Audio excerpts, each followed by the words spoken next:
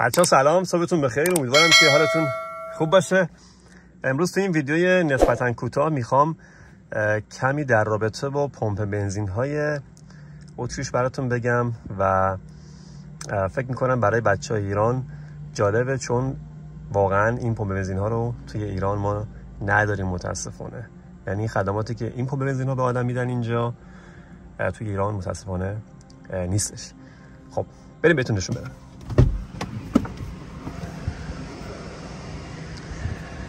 بچه‌ها در وهله اول این که همه پمپ بنزین ها بلا استثناء این تابلوهای الکترونیکی رو دارن و شما میتونید در لحظه سوختی که میخواین مصرف کنین رو ببینید و استفاده کنید.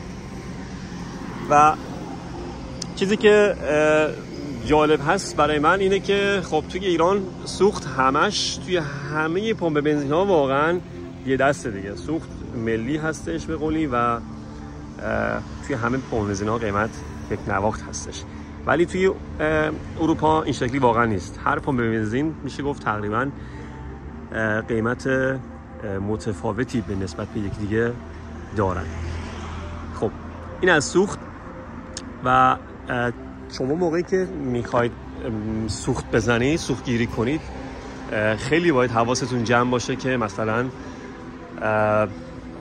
نازل ها رو میبینید، اینا هر کدومشون مثلا یک سوخت به خصوصی هستش که میتونید شما استفاده کنید.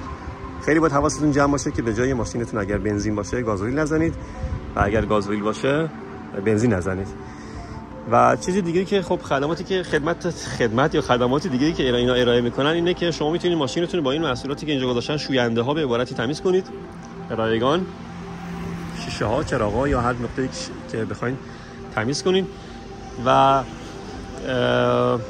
یه چیزی که من فکر می‌کنم خیلی خوب و ایدئال هستش اینه که شما از این پمپ بادهای دم دستی کوچولو میتونید استفاده کنید برای تنظیم باد لاستیکا که خب میشه گفت تقریبا اینم توی همه پمپ بنزین ها اینجا هستش.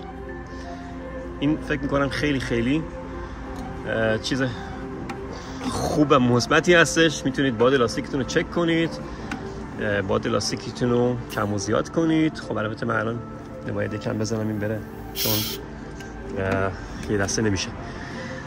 و چیز دیگه ای که فکر میکنم میشه گفت تقریبا تو همه پمپ بنزین ها هستش اینه که الان مثلا اینجا ما سمت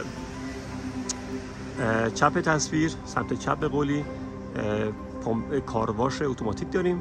خب کارواش اتوماتیک داریم که اینا میشه گفت همه پمپ بنزین ها به تپ میشه گفت هستش. البته میشه گفت خیلی هاشون، نمیشه گفت واقعا همشون. پمپ بنزین اتوماتیک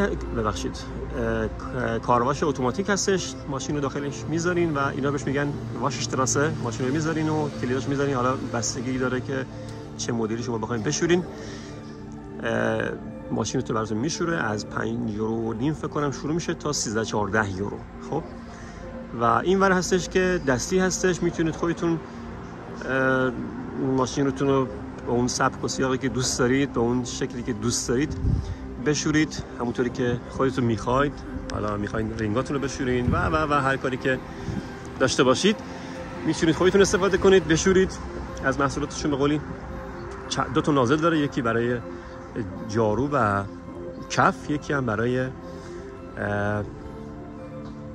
که نازلی که آب باد میپاشه، یعنی اون پیستوله‌ای که آب میپاشه. و اینم جارو برقی هستش که حالا از 50 سنت شروع میشه تا 1-2 یورو میتونید بندازین و تایمر داره اینجا، میتونید تایمرش رو ببینید و به قولی تایمی که بهتون میده رو استفاده کنید. این بود پمپ بنزین های داخل شهر اروپایی. سوتی دادم زیاد تو این ویدیو بچه‌ها، ببخشید. و واقعا ما این خدماتی که اینجا داریم و توی پمپ بنزین های ایران به قولی نیستش. حالا علاوه بر این که داخل ایران اونایی که تو جایگاه کار میکنن خیلی آدمای فکر میکنم مضطربی هستن که خیلی گاهن خیلی مواقع اعصاب هم ندارن. برای خود من بعضا خیلی پیش اومده. ولی خب داخل اونجا ما فروشگاه داریم که میتونیم به رایگان به رایگان. میتونیم از اونجا محصولاتی که نیاز داریم مثل حالا مواد غذایی و خیلی چیزای دیگه رو نوشیدنی بخریم و آره خب یه مقدار معمولا گرونتر هستش نسبت به فروشگاه‌های بزرگتر و خوبیش اینه که همیشه همه چی هستش، یعنی پنجشنبه، جمعه، شنبه، یک شنبه همیشه بازه. خیلی هاشون 24 ساعته بازه و خیلی هاشون خب از ساعت مثلا نمیدونم 6 صبح 4 صبح تا ساعت 12 یک شب مثلا. و این بود پمپ بنزین های ما. خب اگه براتون جالب بود لایک کنید، شیر کنید. خوشحال میشم که اگر تو الان سابسکرایب نکردید سابسکرایب کنید. دمتون گرم، فداتون بشم، روزتون بخیر.